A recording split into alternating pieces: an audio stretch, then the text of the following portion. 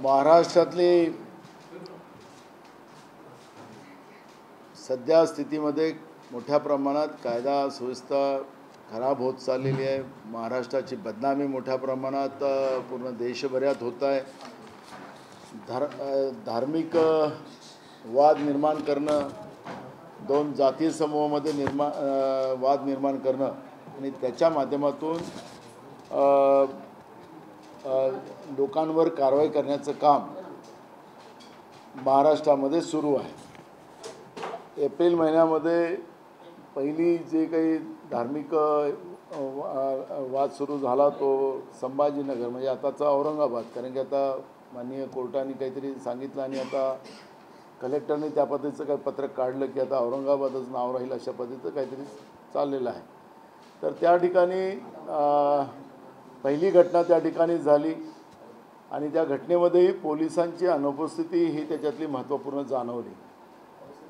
त्याच्यानंतर जटगाव जिल्हा तिथंच संभाजीनगर औरंगाबादमध्ये 30 मार्चला पुन्हा दगडफेक झाली।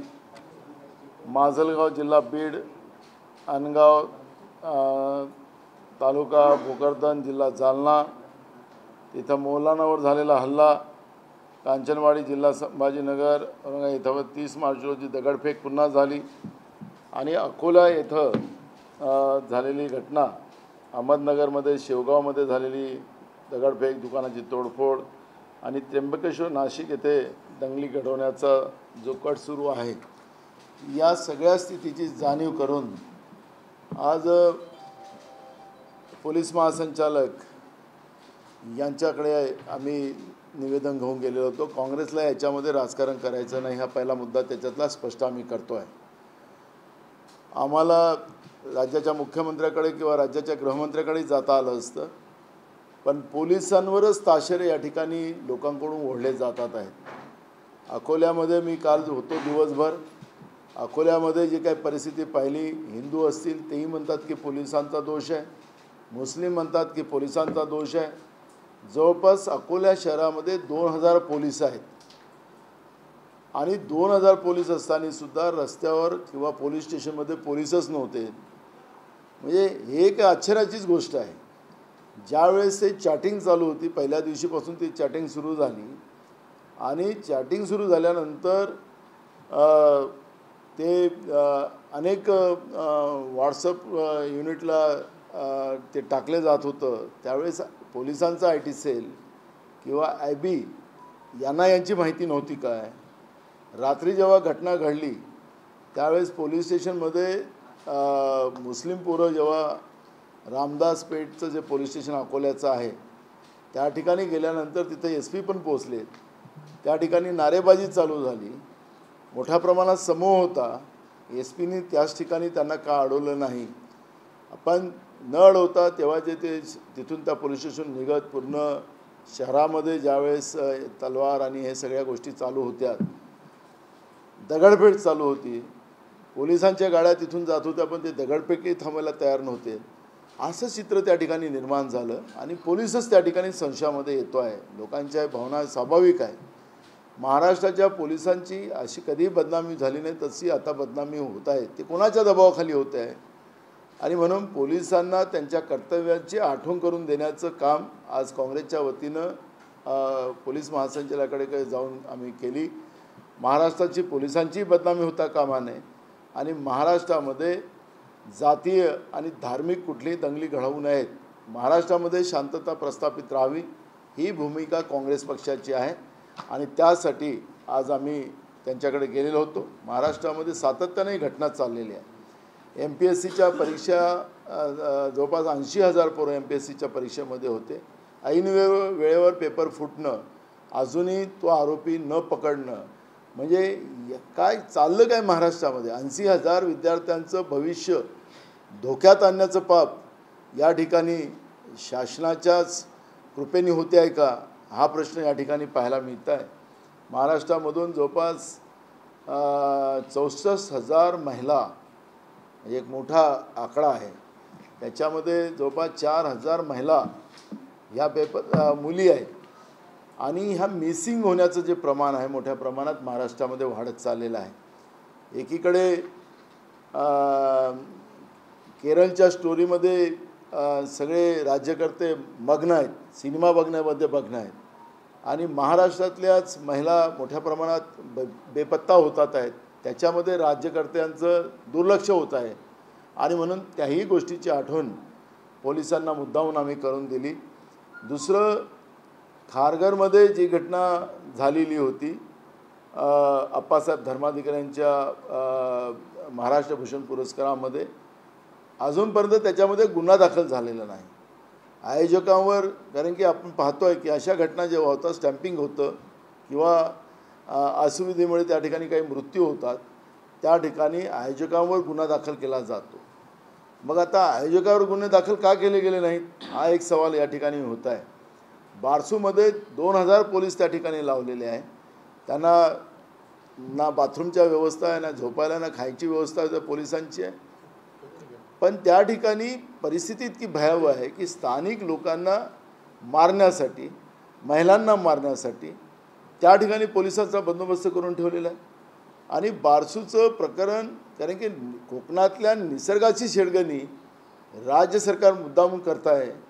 तिथला निसर्ग संपवायला लागलेला आहे, तिथल्या लोकांना उद्ध्वस्त करायला लागलेला आहे आणि लोकांच्या भावना समजायला सुद्धा सरकारचा वेळ नाही. बगलबच्च्यांच्या जमिनी घेतलेल्या आहेत, त्यांना 2 पैसे जास्त मिळावे ही सरकारची इच्छाशक्ती त्या ठिकाणी पाहायला मिळत आहे. आणि म्हणून ह्या सगळ्या प्रश्नाला मुद्दामून पोलिसांना आम्ही जाणीव करून देण्यासाठी त्यांच्याकडे आम्ही गेलेलो होतो. महाराष्ट्रामध्ये जातीय दंगली आणि धार्मिक दंगली होऊ नयेत हीच काँग्रेसची भूमिका आहे. आणि आम्ही तुमच्या माध्यमातून राज्याच्या जनतेला आवाहन करतो की कोणी या पद्धतीचं भडकवण्याचा प्रयत्न केला तरी भडकू नका, संयमानं राहा. कर्नाटकची निवडणूक हारल्यानंतर भाजप या पद्धतीचे कृत्य करते आहे का, त्याला आम्ही शोधतो आहे. कोण याच्या मागं आहे त्याला आम्ही शोधतो आहे. पण जनतेने संयम सोडू नये, जनतेने एकोप्याने राहावं. महाराष्ट्र हा शाहू आंबेडकरांचा महाराष्ट्र आहे, पुरोगामी महाराष्ट्र आहे. भाईचारा हा या महाराष्ट्रातला महत्त्वाचा संदेश आहे. मानवता हा महाराष्ट्रातला महत्त्वाचा संदेश आहे आणि याचं पालन आपण सगळ्यांनी केलं पाहिजे. एकमेकांच्या अफवावर जाऊ नका आणि महाराष्ट्रामध्ये शांतता ठेवा, हेच आव्हान आम्ही काँग्रेस पक्षाच्या वतीने या ठिकाणी करण्यासाठी माननीय पोलीस महासंचालकाकडे आम्ही गेलो होतो आणि आपल्यासमोरही आलेला प्रश्न विचारला.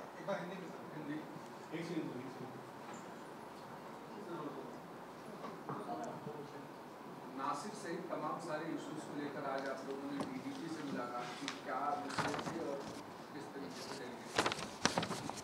आपने देखा है कि महाराष्ट्र में अप्रैल महीने से संभाजी नगर में जो रामनवमी के दिन जो घटना हुई थी, उस घटना से लेके त्र्यंबकेश्वर, नासिक, यहाँ तक जो हमने घटनाएं देखी है, ये जानबूझकर की जा रही है घटना, जहाँ पे माननीय सुप्रीम कोर्ट ने भी कहा कि हेट स्पीचेस को रोका जाए, तुरंत एक्शन लिया जाए. महाराष्ट्र में पुलिस उस तरह की कार्रवाई नहीं कर रही है.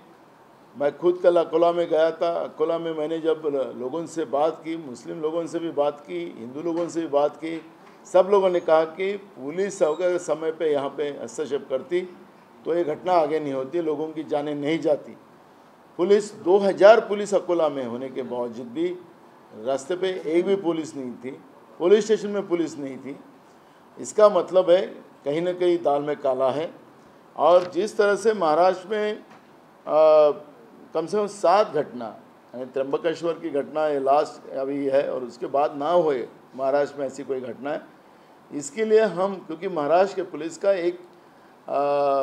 एक अलग स्टैंडर्ड पूरे देश के पुलिसों में से अलग है.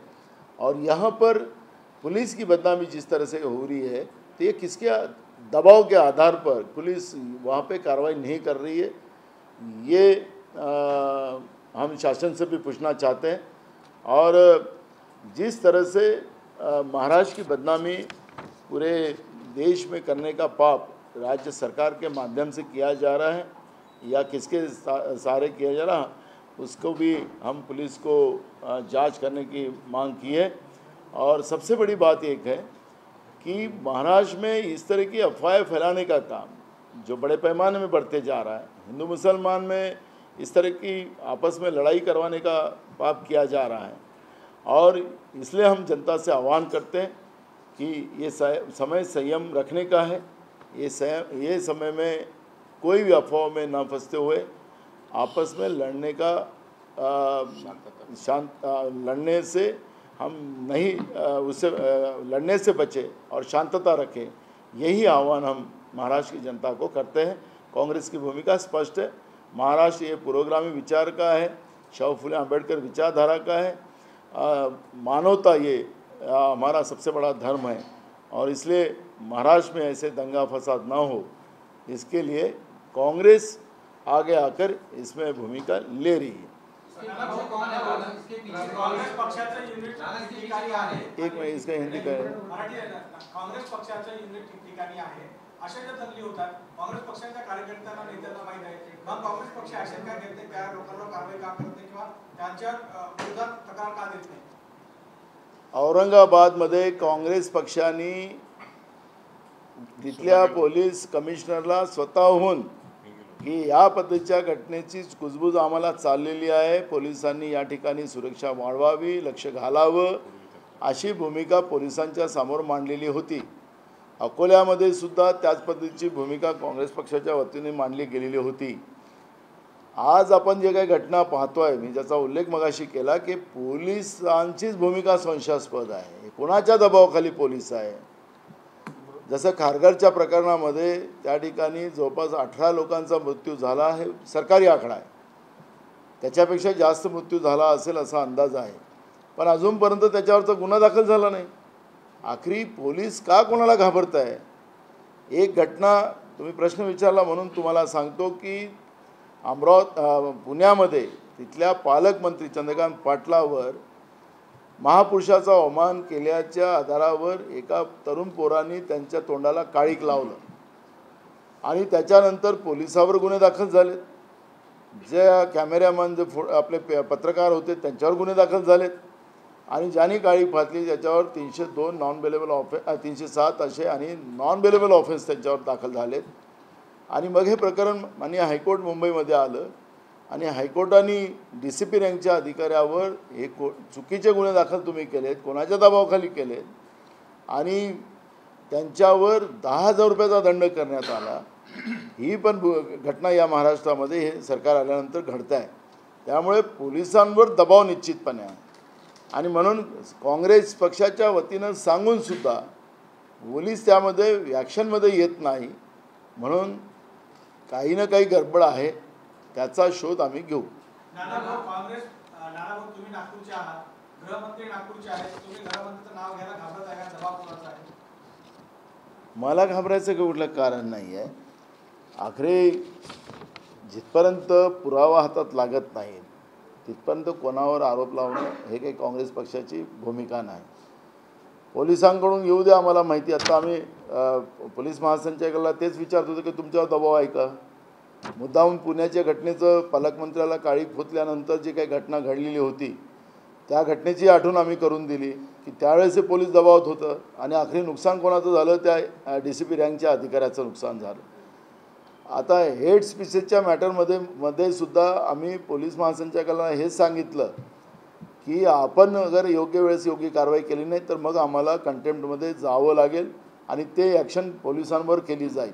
त्यामुळे महाराष्ट्राच्या पोलिसावर कार्यक्षम पोलीस असताना त्याला कोणाच्या दबावाखाली ते कार्यक्षम होतात ते आम्ही पोलिसांना विचारलं। पोलिसांनी उद्या नाव सांगितलं तर बिलकुल आम्ही घेऊ, कारण की आपल्याला माहिती आहे रश्मी शुक्लाच्या मॅटरमध्ये आम्ही विधानसभेमध्ये मुद्दा उपस्थित केला आणि त्यावेळेस फडणवीसांवरच आम्ही आक्षेप घेतलेला होता। त्याच्यामुळे घाबरायचं काय कारण आहे? जे सत्य असेल, जे सत्याची माहिती आली आमच्या हातात त्याच्या आधारावर बिलकुल आम्ही बोलू, विनाकारण कोणावर आरोप करायचं काही नाही। आता कोण याच्यातला मास्टर माइंड आहे हे आज ना उद्या समोर येणारच आहे। त्याच्यामुळे या घटना महाराष्ट्रामध्ये धार्मिक विवाद महाराष्ट्रामध्ये निर्माण करणारा मास्टर माइंड निश्चितपणे कोणीतरी आहे आणि म्हणून आम्ही जनतेला आवाहन करतोय की या मास्टर माइंडच्या चक्करमध्ये न बसता सगळ्यांनीच मानवतेचा संदेश घेऊन एकात्मता आणि शांतता ठेवावी हीच भूमिका काँग्रेस पक्षाची आहे.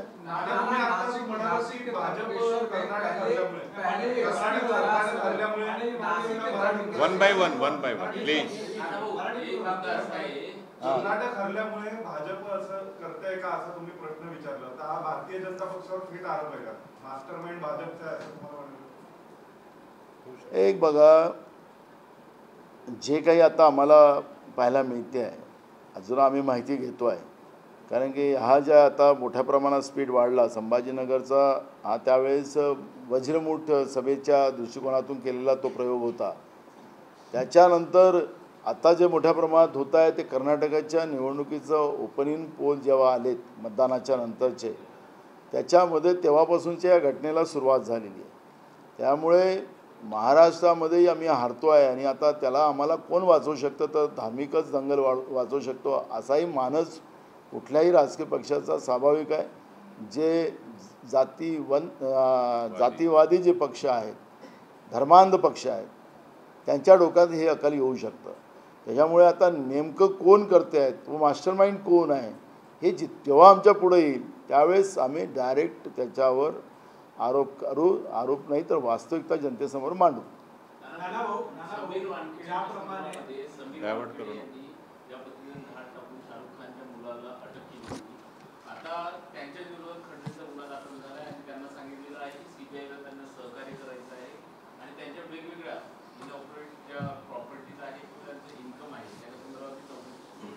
माझा सवाल, तुम्ही चांगला प्रश्न विचारला. आमचा सवालच राज्याच्या गृहमंत्र्यावर आहे, फडणवीसांवर आहे. भाजपचे काही अजून आहेत, तेही त्याच्यावर काही तमिल बांधल के बाल को भी हाथ हमने लगान देंगे असंही म्हणणारी लोक आहेत. मला एक प्रश्न विचारायचा आहे की समीर वानखडे यांचा देव लागला का? CBIने, आता CBI पण आता हेच वापरत होते, ED पण हेच वापरत होते कालपर्यंत, की आम्ही कोणाला EDला लावू का तुझ्यावर ED, लावू का तुझ्यावर CBI, कोण म्हणायचे रोज. आता CBI करत आहे. CBI पण आता ते तुमचं पोपटच आहे, ते कळतच आहे सगळ्यांना. मग तुम्हाला एवढं काय घाबरलं समीर वानखेडेवर कारवाई होत असताना? राज्याचा उपमुख्यमंत्री पण म्हणतो की हे बरोबर नाही, राज्याचे काही मंत्री म्हणतात हे बरोबर नाही समीर वानखेडेवरची कारवाई. हे सांगायचं तात्पर्य असं आहे की जेव्हा चौकशी होत आहे ते हे का घाबरत आहे. आणि समीर वानखेडेजवळ जे अनवॉन्टेड पैसे त्याला जे काही मिळतात आहेत, त्याच्या ज्या प्रॉपर्ट्या समोर येतात आहेत, तर काय हे जे बोलणारे लोक आहेत यांचे पैसे तर नाही आहेत. काय कशासाठी समीर वानखेडेची बाजू घेतात हे लोक? स्वतः गृहमंत्र्यांनी त्याची बाजू घेतलेली आहे, सुधीर मुनगंटीवारनी घेतलेली आहे, अजून कोण कोण आहेत ते सकाळी बोलतात ते.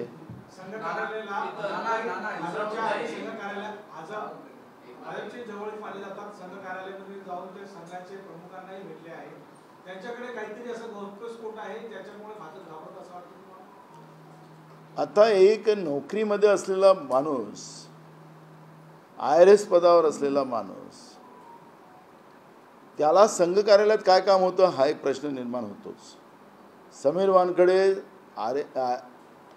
RSSच्या मुख्यालयामध्ये जाऊन तिथल्या संघप्रमुखाला भेटतो, त्यांच्याशी चर्चा करतो, याच्यामध्ये गुपित आहे. आणि त्याच्यानंतर ते बाहेर आल्यानंतर त्यांच्यावर CBIची चौकशी होणं, कुठं ना कुठं दाल काली आहे, डाळच म्हणजे दाल में काला नाही, पूर्ण डाळच काळी आहे, अशी परिस्थिती आहे. पण राज्याच्या उपमुख्यमंत्र्यांनी समीर वानखेडेची बाजू घ्यावी किंवा राज्याचे काही मंत्री ते त्यांची बाजू घेतात आहेत. आखरी काय कुठेतरी गडबड आहे. आणि जो प्रश्न आपण विचारला की असं समीर वानखेडेच्या हातात काहीतरी आहे की समीर वानखेडेंनी ओपन केलं तर यांचा भांडा फुटू शकतो, आणि म्हणून समीर वानखेडेला त्या पद्धतीचं दोन्हीकडून ठोकण्याचं काही कार्यक्रम तर नाही सुरू झाला. आखरी वास्तविकता आहे जी CBIने समोर आणली पाहिजे. एक प्रश्न असा आहे की आता मंत्रिमंडळ विस्ताराच्या हालचाली सुरू झाल्या आहेत, ज्या पद्धतीने 11 तारखेला रिझल्ट लागला, आता मंत्रिमंडळ विस्तार होईल अशा पद्धतीचं देवेंद्र फडणवीस यांचं म्हणणं चालू आहे ना, त्याची बोली चालू झालेली आहे. नगर विकास खातं कोणाला द्यायचं, त्याचे रेट फिक्स झालेले आहेत, काहीतरी आम्ही ऐकतो, आता चॅनलवरच ऐकतो आहे. तर आता बोली लावून जसं 40% कमिशन कर्नाटकमध्ये होतं 40% कमिशन कर्नाटकमध्ये होतं. तसं महाराष्ट्रामध्ये कमिशन घेऊनच मंत्री बनवले जाणार आहेत का? जे काही आता आम्ही ऐकतो आहे की 6 आमदाराकडून पैसे एकदम नड्डाच्या ऑफिसमधून फोन येऊन त्या पद्धतीची काही बोली चालू झालेली आहे असं ऐकतो आम्ही. त्यामुळे महाराष्ट्रामध्ये आज 7 जिल्ह्यामध्ये एक मंत्री काम करत आहे. राज्यामध्ये अवकाळी पावसामुळे मोठ्या प्रमाणात नुकसान झालं. राज्यामध्ये स्थानिक स्वराज्याच्या निवडणुका झाल्या नाहीत. सरकार आणि प्रशासक असं काम चाललेलं आहे. लोक पूर्ण, आता मी काल अकोल्यात होतो, तिथं कांद्याचा प्रश्न निर्माण झाला. अवकाळी पावसामुळे हजारो हेक्टरचा कांदा त्या ठिकाणी नुकसान झालेलं आहे. शेतकरी अडचणीत आलेला, रोज आत्महत्या करत आहे. चणा अजून घेतला गेला नाही. शेतकऱ्यांचे धान्य अजूनही कळतात आणि जे आता निघालेले होते खरीप हंगामाचे ते सरकारने अजून घेतलेले नाहीत. काय राज्यात काय चाललेलं आहे? मंत्रिमंडळाचा विस्तार 1 वर्ष. महाराष्ट्र कुठं नेऊन ठेवला या लोकांनी? आमचा सवाल आहे BJPला की महाराष्ट्र कुठं नेऊन ठेवलेला आहे?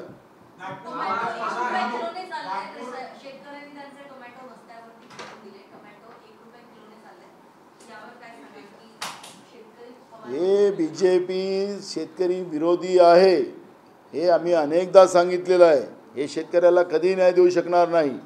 शेतकऱ्यांच्या विरोधातले 3 कायदे आणून शेतकऱ्याला बर्बाद करायची मानसिकता, ज्यांचे प्रधानमंत्री त्यांचे हे गोडवे गातात, ते नरेंद्र मोदी शेतकऱ्यांना आतंकवादी, खालिस्तानी आणि आंदोलनजीवी म्हणतात, त्या शेतकऱ्यांसाठी हे काय काम करू शकतात? त्यामुळे हे शेतकरी विरोधी आहे.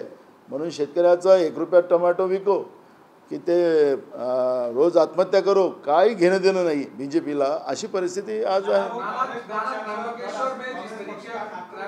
मराठी का काँग्रेस पक्षाचं गड नागपूर मानलं जातं आणि देवेंद्र फडणवीस यांनी वक्तव्य केलं आमच्याकडे गरिबी गाव आला आहे, त्यामुळे काँग्रेसला कशा प्रकारे पराभूत करू याची फिल्डिंग आम्ही केली आहे.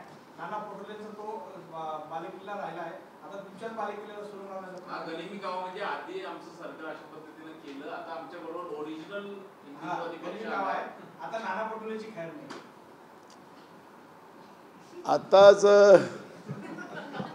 आताच शिक्षक मतदारसंघाचं नागपूरमध्ये निवडणुका झाल्या. जे आपलं घरच वाचू शकले नाही त्यांच्या चॅलेंजला काय बोलायचं मी? त्याच्यामुळे त्या कसबा आमचा आहे, कसबा आमचं बालेकिल्ला असं म्हणणारी लोक, त्यांचा कसबा पण राहिला नाही, नागपूर पण राहिला नाही, अमरावती पण राहिली नाही. त्याच्यामुळे या धमक्यांना आम्ही काही घाबरत नाही. आम्ही लोकांच्या विश्वास आणि लोकांचा आशीर्वाद या 2च गोष्टीला आम्ही मान्य करतो. या पद्धतीच्या विरोधकांच्या गिधड धमक्यांना आणि पैशाच्या आणि सत्तेच्या भरोश्यावर आम्हीच जिंकू शकतो. दबाव आणून लोकांमध्ये भय निर्माण करून आम्हीच जिंकू शकतो. हा जो त्यांच्या मनातला विश्वास आहे तो तसाच राहिला पाहिजे. जनतेच्या मनात काय चाललेलं आहे ते काँग्रेसला माहिती आहे आणि काँग्रेसच्या बद्दलचा विश्वास आज जनतेमध्ये निर्माण होत आहे. आणि महाराष्ट्रामध्ये पुढचं सरकार म्हणजे पुढचा सगळ्यात मोठा पक्ष जो राहील तो काँग्रेसच राहील. नाना, हिंदी में जानना चाहेंगे, त्र्यंबकेश्वर में जो घटना घट रही है, लगातार पहले एसपी ग्रामीण जो थे उनका दोपहर में बयान आता है कि इसमें कुछ भी नहीं है. शाम को अचानक फडणवीस का ट्वीट आता है कि इस पूरे मामले में FIR रजिस्टर होगी और कड़ी कार्रवाई होगी. इन दोनों चीजों को कैसे देखा? देखो, मुझे तो पुलिस का जो प्रॉब्लम है जिसके बारे में हम आज पुलिस महासंचालक को मिले और पुलिस की जो प्रतिमा महाराष्ट्र की पुलिस की है वो हमेशा बनी रहे, ये हमें कांग्रेस को लगता है. लेकिन जिस तरह से महाराष्ट्र की पुलिस डरी हुई है प्रशासन सरकार से, उसका भी अंदाज हमें आ रहा है. तो जो नासिक ज़िले में जो घटना त्र्यंबकेश्वर में हुई है उसकी पूरी मालूमात जब हमने ली तो ये घटना वहाँ पर करने जा रहे थे, लेकिन जनता की सतर्कता से वो घटना वहाँ पे बच गई और इसलिए आनन फानन में उस तरह का उप मुख्यमंत्री ने ट्वीट किया है कि नहीं हम कार्रवाई कर रहे हैं. फिर अकोला के बारे में क्यों नहीं बोल रहे हैं? जहाँ घटना हो चुकी है यहाँ त्र्यंबकेश्वर ने लोगों ने रोका है, लोगों ने वहाँ पे समझदारी लिए. बाहर के कुछ लोग जाके वहाँ पर हेट स्पीचेज करने से माहौल नहीं बिगड़ने वाला है. त्र्यंबकेश्वर की जनता ने उस तरह की भूमिका ली है और लेकिन अकोला में जिस तरह से हुआ है, और खुद पालक मंत्री देवेंद्र फडणवीस वहाँ के हैं, अभी भी अकोला में शांतता नहीं है, पुलिस वहाँ डरी हुई है, लोगों में भय है। तो इसको ये सब के पीछे का मास्टरमाइंड कौन है वो फडणवीस ने डिक्लेयर करना चाहिए और वहाँ पे शांतता प्रस्तावित करना चाहिए भूमिका कांग्रेस पार्टी के। दूसरा सवाल ये है कि जिस तरीके से समीर वानखेड़े का केस हाईकोर्ट में चल रहा है, इस पूरे मामले में पहले समीर वानखेड़े के समर्थन में पूरी बीजेपी आ गई थी, जिस समय में कांग्रेस ने एनसीपी ने समीर वानखेड़े के खिलाफ स्टैंड लिया था। आज जो है जिस तरीके की चीजें आ रही है, समीर वानखेड़े के ऊपर एफआईआर रजिस्टर होती है, 25 करोड़ की फिरौती होती है, ये तो कांग्रेस एनसीपी पहले कर रही थी, तो बीजेपी वाले समीर वानखेड़े को सपोर्ट कर रहे थे। एक बात का तो अंदाज़ा हमें भी नहीं लग रहा है कि समीर वानखेड़े एक गवर्नमेंट जॉब में है, IRS अधिकारी है, और वो संघ मुख्यालय में जाता है, संघ के मुखिया को मिलता है, और उसके बाद में ये एक्शन शुरू हुई है। कुछ ना कुछ दाल में काला है। लेकिन जब CBI की इंक्वायरी समीर वानखेड़े पे शुरू हुई तो राज्य के उप मुख्यमंत्री, राज्य के कुछ मंत्री, राज्य के बीजेपी के नेता वो कहते हैं कि समीर वानखेड़े के बाल को भी हम धक्का लगने नहीं देंगे। आखिर ये चल क्या रहा है? संघ के कार्यालय से निकलने के बाद उसके ऊपर CBI की इंक्वायरी क्यों होना है? कुछ ना कुछ दाल में काला है, कुछ ना कुछ समीर वानखेड़े के पास ऐसी चीज़ है जिससे इनका भंडा फूट सकता है, और कुछ ना कुछ दाल में काला है। जब सामने आएंगी बात, और आने वाली है, आज न कल तो बात सामने आने वाली है, और ये सब इसमें कोई ना कोई बड़ा षड्यंत्र है, और CBI तो फिर इनका ही है। आपने देखा है कि इनके जब नेता लोग जब एक आपके मीडिया के सामने आते थे कि कल उसके ऊपर ED लगने वाली तो लग जाती थी, कल उसके ऊपर CBI लगने वाली तो लग जाती थी। तो अब CBI और ED का जो पंची है उसके ऊपर ये गुस्सा क्यों निकाल रहे हैं? तो कुछ ना कुछ दाल में काला है। इसी बात को लेकर सवाल है कि जैसे आपने कहा है कि समीर वानखेड़े के मामले में कुछ ना कुछ तो दाल में काला आपको नजर आ रहा है, क्या आपको लगता है कि इस मामले को लेकर शाहरुख खान की भी जांच होगी और वही चीज जो है वो बीजेपी चाहती है कि उनकी परेड हो? ये गलत रहा है अपना, ये है। मैं बार बार शाहरुख खान का नाम नहीं ले रहा ना, मुझे वो नहीं ना, ये देखो कुछ ना कुछ दाल में काला है। वो संघ कार्यालय गया था, संघ कार्यालय से बाहर निकलने के बाद में घटना हुई है, शाहरुख खान के पास जाने से नहीं हुई। लेकिन मैं यही कह रहा हूँ कि इसका कुछ ना कुछ संघ से समीर वानखेड़े का कुछ ना कुछ लोचा फंसा हुआ है, शाहरुख खान से नहीं है। शाहरुख खान के घर से आने के बाद CBI ने इंक्वायरी नहीं की, संघ के कार्यालय के बाद की हुई। तो कुछ ना कुछ दाल में काला है, कहीं ना कहीं करंट कहीं ना कहीं लग रहा है, कुछ ना कुछ समीर वानखेड़े के पास ऐसा कुछ मटेरियल है जिसे इनका भंडा फूट सकता है। और इसलिए ये महाराष्ट्र की जो बीजेपी की पार्टी है, उनके नेता लोग हैं, राज्य के मुख्यमंत्री है, समीर वानखेड़े के बाजू में खड़े हुए हैं। CBI तो फिर उनका ही है, दिल्ली के उनके आका का। मुंबई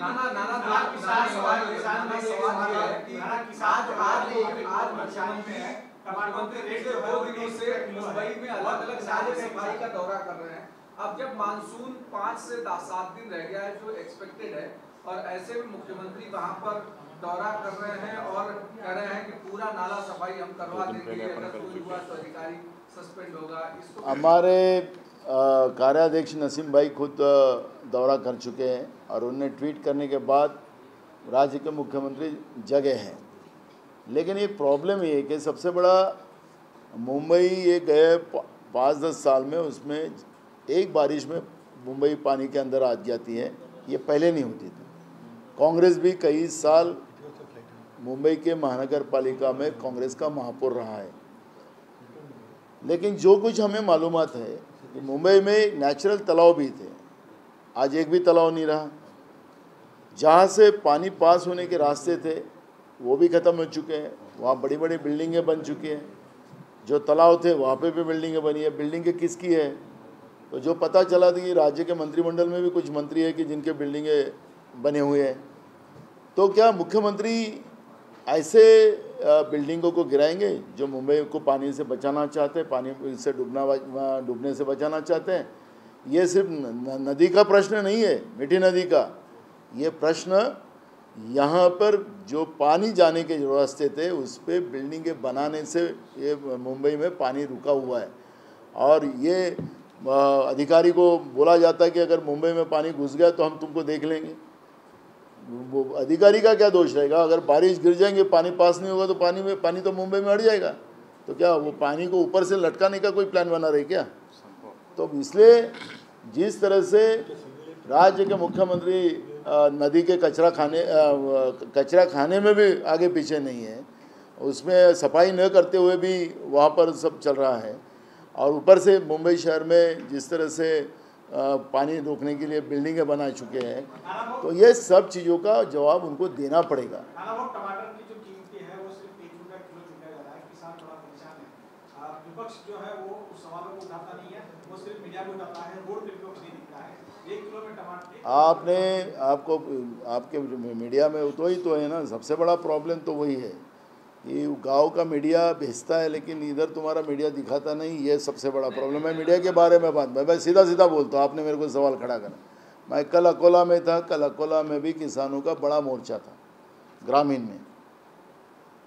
में मोर्चा था। नहीं दिखा रहे, लोकल चैनल में दिखा, वो उधर के जो छोटे वो लोग गाँव के रहते हैं यूट्यूब चैनल में। मेरा ये कहना है कि कांग्रेस एक पार्टी ऐसी है कि आज किसानों के इशू में बार बार लड़ रही है। इस बार तो सरकार ने 26 मार्च को एक GR निकाला कि इस बार किसान को कर्जा भी नहीं मिलेगा, उसका पूरा रिकॉर्ड ट्रैक दिखाना पड़ेगा, तब उसको कर्जा मिलेगा। इस तरह से वो किया, उसका भी कांग्रेस आंदोलन कर रही है। जो ये बारिश के वजह से जो नुकसान हुआ है उसके बारे में किसान हर तहसील के लेवल पर हम लोगों ने मोर्चे निकाले हैं। और इसलिए मैं आप लोगों को बता रहा हूँ कि ये जो बहरी और गूंगी सरकार है, ये किसान विरोधी है। उनके आका जो है देश के प्रधानमंत्री नरेंद्र मोदी, वो भी खुद किसान को आतंकवादी, खालिस्तानी, आंदोलनजीवी कहते हैं। वो किसान विरोधी है बीजेपी, और कांग्रेस बार बार उस विषय में लड़ रही है, लेकिन सरकार अंधी और बहरी बनकर बैठी हुई है। लेकिन ये अभी कर्नाटक में जैसे 40% मुख्यमंत्री का रेट था, मंत्री का रेट था, वैसा अभी 6 आमदारों का जो वीडियो सामने आया है, उस तरह के रेट नड्डा जी के ऑफिस, उनके राष्ट्रीय अध्यक्ष हैं, उनके ऑफिस से कुछ तो भी फिलहाल न्यूज़ चल रही है कि रेट फिक्स किया जा रहा है, तुम्हें डिपार्टमेंट भी बांटे जा रहे हैं। तो ये इनको कोई लेना देना नहीं, मंत्रिमंडल की से एंजॉय कर रहे हैं। आज एक मंत्री 7-7, 8-8 जिले का मंत्री बना हुआ है, पालक मंत्री। महाराष्ट्र में लोकल बॉडीज़ इलेक्शन नहीं हुए, वहाँ पर प्रशासक बैठे हुए नगर पालिका, जिला परिषद में, महानगर पालिका में। सरकार और प्रशासक इस तरह से महाराष्ट्र में काम चल रहा है, लोग तकलीफ में हैं। लेकिन राज्य का मंत्रिमंडल का विस्तार नहीं करेंगे, क्योंकि करें तो सरकार गिर जाएगी, और इसलिए मंत्रिमंडल का विस्तार नहीं कर रहे, और ये विस्तार करने वाले नहीं। हो गया ना, रिपीट हो गया उसको। ये झूठ बोल रहे हैं, किसान को कोई मदद नहीं कर रहे हैं। इनके मुट्ठी भर कुछ मित्रों हैं, मित्रों के लिए वहाँ से आदेश आता है दिल्ली से, उनके लिए राज्य की सरकार काम कर रही है, गुजरात के लिए काम कर रही है। आपने देखा होगा कि जो बुलेट ट्रेन बन रही है, वो बुलेट ट्रेन के जो बनने के लिए 6700 झाड़ काटे जा रहे हैं, उनकी हत्या की जा रही है। एक तरफ ग्लोबल वार्मिंग का हम लोगों को प्रॉब्लम खड़ा हुआ है, और एक तरफ बुलेट ट्रेन के शौक के लिए 6700 झाड़ काटे जा रहे हैं। तो इस तरह के महाराष्ट्र में सत्ता का दुरुपयोग करने का पाप केंद्र की सरकार के आधार पर महाराष्ट्र की ईडी की सरकार कर रही है।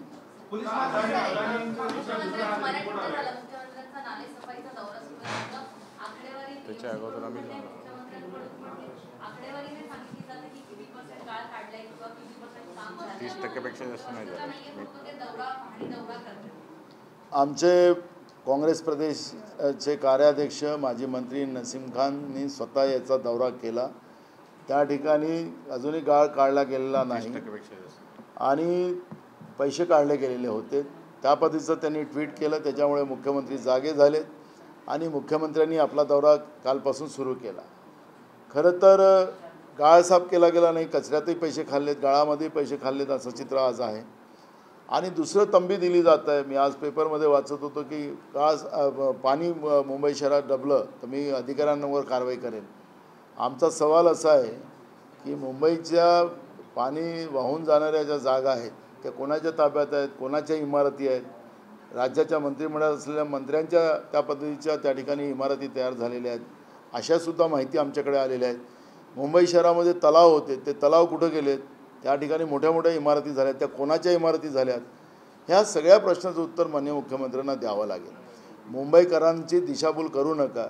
मुंबईकरांचे पैशाची उधळपट्टी चाललेली आहे, तेही मुंबईकर पाहतात आहेत आणि त्याच्यामुळे या पद्धतीची दिशाभूल करण्याचं कुठलंही कारण नाही आणि अधिकाऱ्यांनाही तंबी देण्याचं कारण नाही. जिथं भ्रष्ट व्यवस्था आहे, कारण निवडणुकाच घेत नाही ना प्रशासक आणि सरकार, तर याला जबाबदारच सरकार राहणार आहे, प्रशासक नाही राहणार आहे. त्याच्यामुळे त्याचं उत्तर राज्याच्या मुख्यमंत्र्याला, योगायोगाने नगरविकास खातंही त्यांच्याकडेच आहे, त्यामुळे त्यांनाच उत्तर द्यावं लागणार आहे आणि तेही मुंबईकरांना द्यावं लागणार. 30% फक्त गाळ काढला घेतलेला आहे, 70% अजूनपर्यंत गाळ तसाच आहे. सर, अदानींच्या विषयामध्ये आज एक्सपर्ट कमिटीचा रिपोर्ट फाईल झाला सुप्रीम कोर्टात.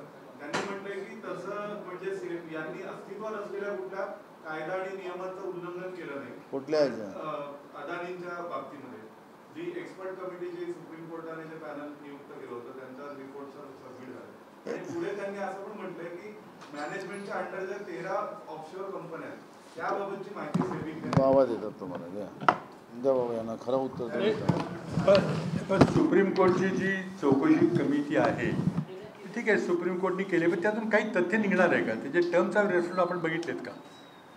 ते इन्व्हेस्टर प्रोटेक्शन कसं करायचं, काय केलं पाहिजे?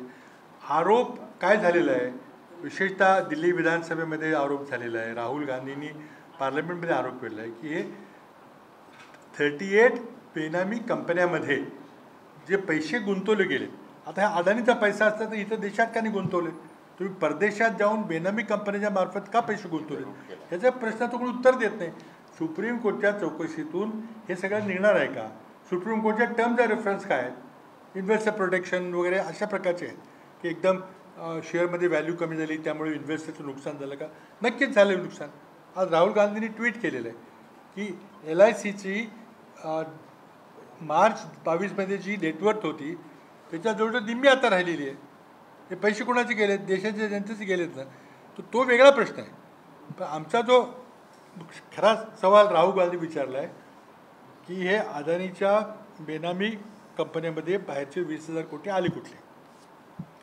आणि केजरीवालनी प्रश्न विचारला आहे की केजरीवालनी थेट दिल्ली विधानसभामध्ये आरोप केलेला आहे की हे सगळे पैसे अदानीचे आहेत, सगळे पैसे मोदींचे आहेत, स्वतः मोदींचं नाव घेऊन.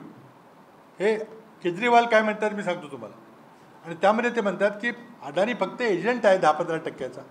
पैसे सगळा पॉलिटिकल पैसे आहे, BJPचे आणि मोदींचे. कोणी उत्तर देणार नाही. आणि हे काय सुप्रीम कोर्ट चौकशी करू शकेल काय?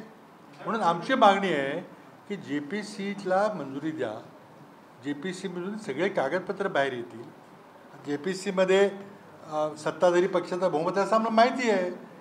जगातल्या सर्व पार्लमेंटरी कमिटीचं सदस्यत्व आहे तिथल्या हाऊसच्या प्रपोर्शनमध्ये असतं. अमेरिकेतलं घ्या, इंग्लंडमधलं घ्या. आपल्या देशातल्या जी पब्लिक अकाउंट्स कमिटी आहे, सर्वात महत्त्वाची कमिटी मानली जाते, त्यामध्ये बहुमत कोणाला असतं? सत्ताधारी पक्षाचं असतं. म्हणून त्या आम्ही त्या कंपनीचे बायकॉट करणार का? आम्ही त्या कमिट्या आम्हाला पाहिजेत, कारण त्या कमिटीतून सर्व कागदपत्र आपल्याला सादर करावे लागतात. कागदपत्र मिळाले की आमचं आम्ही बघू ना मग काय करतील. देशातली जनता बघेल, NGO बघतील. बाहेरच्या कंपनी जो आरोप केलेला आहे त्याचं अजूनही अदानीने उत्तर देऊ शकला नाही. अदानीने धमकी दिली होती की आम्ही त्या हिंडनबर्ग रिसर्च कंपनीच्या विरुद्ध आम्ही अब्रू नुकसानाचा दावा ठोकू. का नाही ठोकला? मग जगातले लोक कोणावर विश्वास ठेवतील?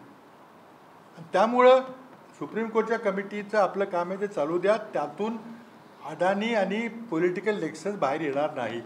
सर, याच्यामध्ये एक प्रश्न असा आहे की आमच्याकडे सेबीकडे माहिती नाही, म्हणजे परदेशी कंपन्या ज्या आहेत ना त्यांची माहिती सेबीकडे नाही असं कमिटीने म्हटलेलं. हा JPCचा तुम्ही नवा नाही, अरे कसं आहे की बेनामी कंपनी आहे त्या मॉरिशसमधल्या आहेत. सेबीचा काय अधिकार मॉरिशस चालेल? बरोबर आहे त्यांचं. सेबीला त्या माहिती मिळणारच नाही. म्हणून आमचे म्हणणं आहे की तुम्ही JPC द्या, आम्हाला जे काय माहिती मिळायची असेल आम्ही मागून घेऊ. JPC तुम्ही देत नाही. आत्तापर्यंत प्रत्येक पंतप्रधानांनी जॉईंट पार्लमेंटरी कमिटी मान्य केलेली आहे. राजीव गांधींनी स्वतः बोफोर्सची जॉईंट पार्लमेंटरी कमिटी मान्य केली.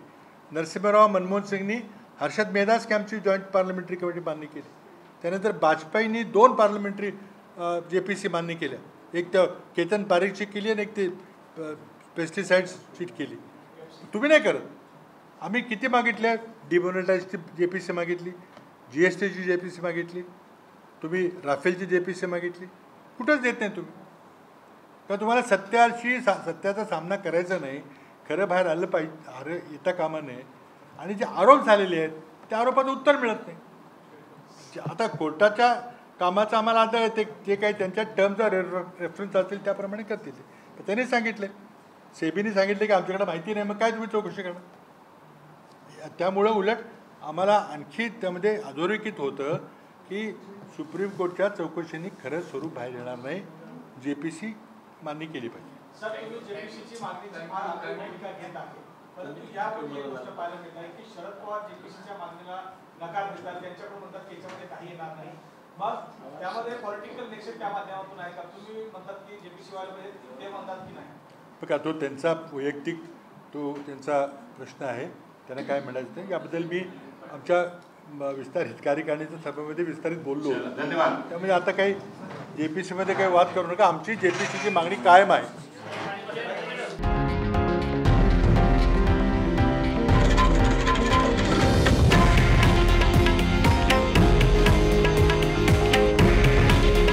हे आहे देशातील नंबर 1 न्यूज नेटवर्क आणि आपण पाहत आहात TV9 मराठी. काळजी तुमची, हित महाराष्ट्राचं.